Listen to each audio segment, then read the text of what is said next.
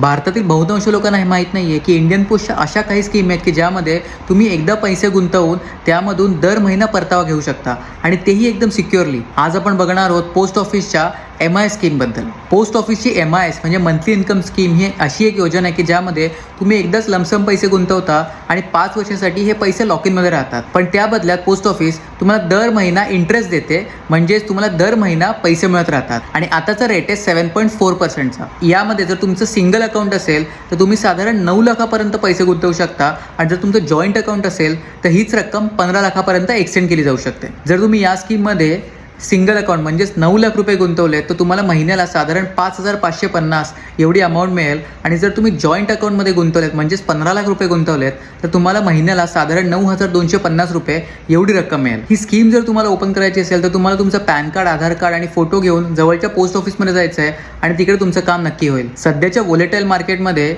एक सिक्युअर आणि सेफ पर्याय म्हणून तुम्ही नक्कीच याच्याकडे बघू शकता. जर तुम्हाला व्हिडिओ आवडला असेल तर नक्की कळवा आणि अशाच काही इंटरेस्टिंग व्हिडिओसाठी कॉफी विथ क्लर्कला सबस्क्राईब करायला विसरू नका.